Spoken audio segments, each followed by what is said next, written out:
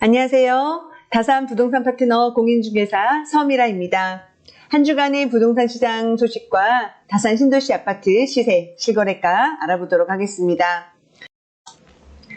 정부의 부동산 공식 통계기관인 한국부동산원의 주택가격 통계에 전 정부가 개입을 했다는 감사원 감사 결과가 발표가 되었습니다. 많은 미디어와 하물며 저와 같은 일개 블로거인 사람들이 꽤 많이 참고를 하는 자료인데요. 신뢰도에 큰 타격을 주고 있습니다. 한국부동산원 주간 아파트 통계가 어떻게 개편이 될지는 모르겠지만 폐지 수순을 밟게 된다면 주간 단위 아파트 시세는 KB 시세에 의존을 해야 합니다. KB 시세는 협력업체로 지정된 해당 지역의 중개업소가 직접 집값을 입력을 하는 형식이라 정부기관의 개입이 어렵고 표본수가 부동산원보다 2배 이상 많다는 장점은 있습니다. 다만 시차가 존재하고 중개업소의 주관적인 개입이 발생을 할 수도 있는데 개편이 된다면 모쪼록 투명하고 객관적이며 정확한 부동산 정보를 새롭게 제공을 해주기를 바라는 마음입니다. 통계 오염 뉴스가 나온 마당에 한국부동산원 자료를 인용하기가 조금 민망한데요. 대안이 없으니 발표가 된 대로 확인해 보겠습니다. 전국 아파트 매매가는 상승세가 지속이 되고는 있지만 둔화 움직임 역시 보입니다. 우선 거래량이 활발하지는 않고 올 초에 비해 높아진 호가에 피로감을 나타내고 있다라고 보여집니다. 서울 및 수도권에 비해 반등이 약했던 지방도 상승 전환을 하였습니다만 미미한 수준입니다. 최근 들어 아파트 시장 상승 흐름이 이어지자 금융당국이 50년 만기 주택담보대출 한도 산정을 최장 40년으로 제한하고 일반형 특례보금자리론 역시 접수를 중단하는 등 대출 규제에 나서고 있습니다. 정부는 시장의 불안 심리를 완화하기 위해 추가적인 주택 공급 대책을 내놓기로도 했는데요. 어떤 방안이 담기느냐에 따라 시장 방향성에 적지 않은 영향을 미칠 것 같습니다. 높아진 가격에 추격 매수를 하기에는 불안 요소들이 생길 것입니다.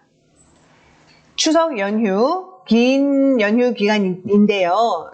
전후로 그 어느 때보다 시장 분위기를 잘 살펴야 하는 시기라고 보여집니다.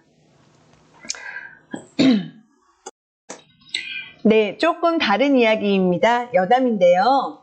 제가 유튜브 채널도 운영을 하고 있지만 좀 더 오래전부터 네이버 블로그 운영 또한 하고 있습니다. 주 3회 포스팅 원칙을 계속 지키고 있는데요. 최근 들어서 무주택자분들이 내 집을 마련했던 케이스도 있었지만 보유하고 있던 1주택을 처분하시고 다산 신도시로 입성을 하신 일명 갈아타기를 하신 분들도 여러 팀이 계십니다. 해서 다양한 사례별, 상황별 사례들을 포스팅을 하고 있으니 갈아타기가 궁금하신 분들 네이버 부동산에 다산 부동산 파트너로 검색을 해보세요. 다양한 생생한 이야기들을 전해드릴 계획이니 참고하시기 바라겠습니다. 네, 이제 다산 신도시 아파트 KB 시세를 보실 텐데요. 5개 단지가 상승을 하고 1개 단지에서 하락을 하였습니다.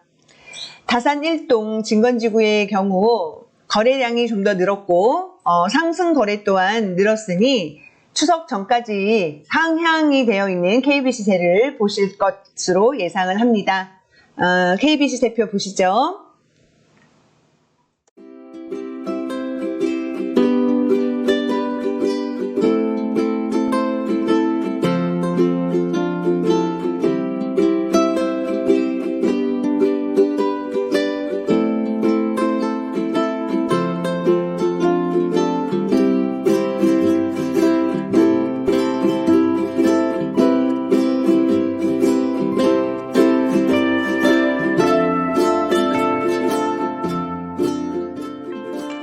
또한 한 주간 올라온 실거래가를 정리해 놓은 표를 보시도록 하겠습니다.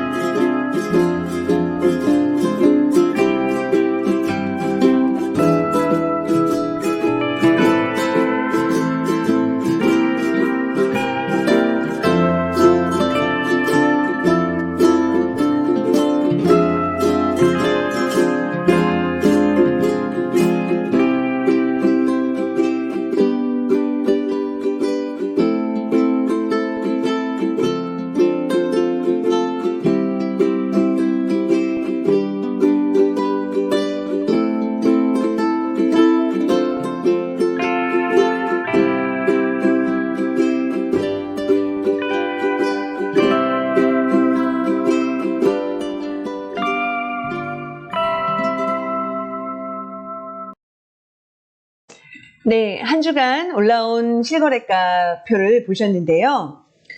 최근에 실거래가를 통해서 여러 가지를 보실 수가 있는데, 특히 84 타입의 경우 다산자이 아이비 플레이스를 제외를 하고 봤을 때 단지마다 층수마다 한 1억 원 정도에 가까운 차이가 나는 경우도 보입니다.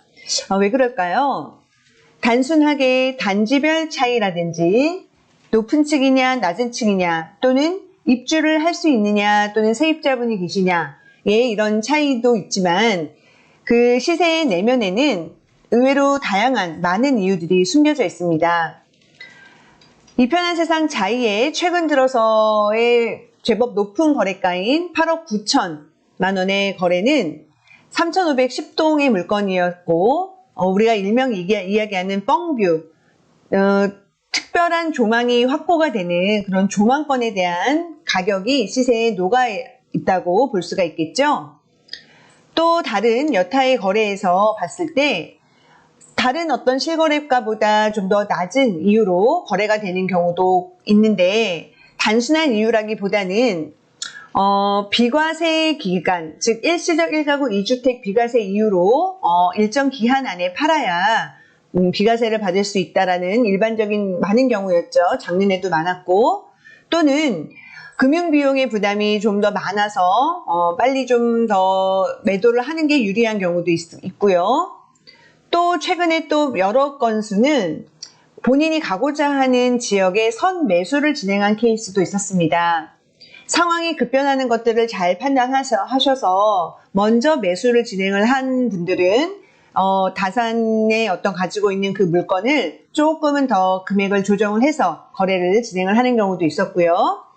또 인테리어 측면에 있어서 좀 비용이 들어갈 수 있는 매수하는 분 입장에서 비용이 들어가는 것을 감안을 해서 가격 조정을 하는 경우도 있었습니다. 그래서 이러한 것들은 상당히 프라이빗한 내용들이 들어가 있기 때문에 세세하게 모든 거를 다 말씀드릴 수는 없지만 이렇게 실거래가가 올라오는 그 이면에는 다양한 이유들이 있다는 것들을 우리는 알 수가 있죠. 그래서 이런 금매들을 찾는 분들이 많은데요. 금매라고 하는 것들을 잡기 위해서는 약간의 다소의 불편함 또 약간의 리스크를 감수해야 되는 용기가 필요합니다. 미리미리 나오셔서 저하고 임장을 하시는 건 당연한 거고요.